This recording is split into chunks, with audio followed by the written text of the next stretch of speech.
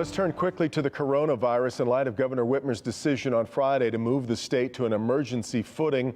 You've noticed we're trying to bring you the latest verified information on the virus in each of our newscasts. A few days ago, I asked our Dr. Frank McGeorge to take me through his thoughts right now as an emergency room physician at Henry Ford Hospital, an ER being a likely first point of contact for a patient. Let me start with where you are on our general sense of, I don't want to call it panic, but our alertness. Is it appropriate, or are we maybe a little bit ahead of just how, bad this might be? Well, I think that, the public health officials have done a great job of alerting everyone about the current risk that it could spread in the United States. And by could, I mean really that they have put out the word that it is not a matter of if, it is a matter of when. So then it becomes a question of degree and the degree of containment. And that's going to mean a lot of focus on personal protection, social distancing, cleaning environmental surfaces, those kinds of things, because we have no direct treatment for this.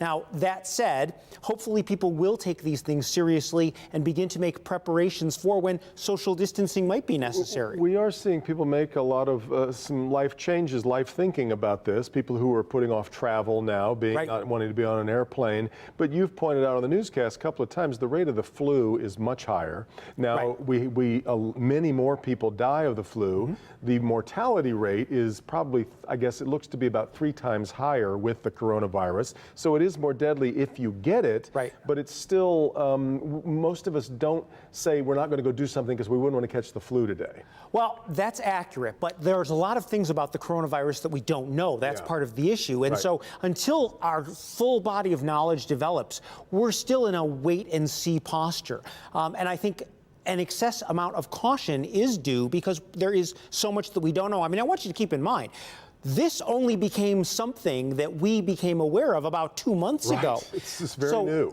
We don't really have a great body of knowledge. And in fact, the majority of our information has accelerated over the last 30 days or so. And we are learning more every single day, every time a new paper is published and new data comes out. There are the other troubling factors, and you and I talk about this off the air every single day, I should point out as well. There are a number of things that kind of go, ooh, and among them that you can be a carrier of this, it would appear, without being symptomatic. That's a problem. That is a potential. And, that's something that health officials have looked at quite a bit. And again, until we get more data, we're not going to know exactly to the degree. But it does appear that there is the potential for asymptomatic transmission. There was a case report in JAMA of a 20-year-old woman who transmitted it to 5 family members while she was completely without symptoms.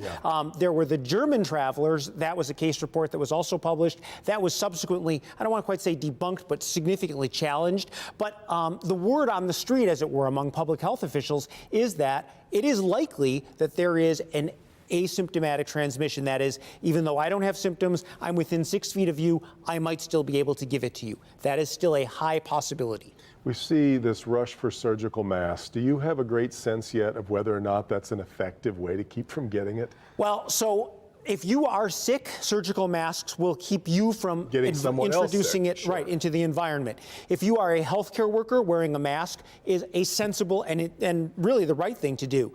For the general public, it's not really clear yet. There is actually one interesting study that was out that showed that the rates of influenza with N95 masks was not significantly decreased. So in other words, N95 masks, which are the higher grade medical masks that we use, are not perfect. They are not 100% guarantee of anything. And in some ways, they may give someone a false sense of a false sense of security. But I will say, if someone is coughing in your face and you do not have a mask on, you will be extremely sensitive and frankly kind of paranoid. I mean, I know that when someone coughs in my face and I don't have a mask on, I think for the next 2 hours, oh gosh, did they just give me something? Doc, thanks so much for the update, and here's to looking forward to that day when we don't have to do daily updates on it, but for the time being, we certainly will. That's going to do it for us. Thanks for being here this morning. Meet the Press coming up next. We'll see you next time right back here for Flashpoint.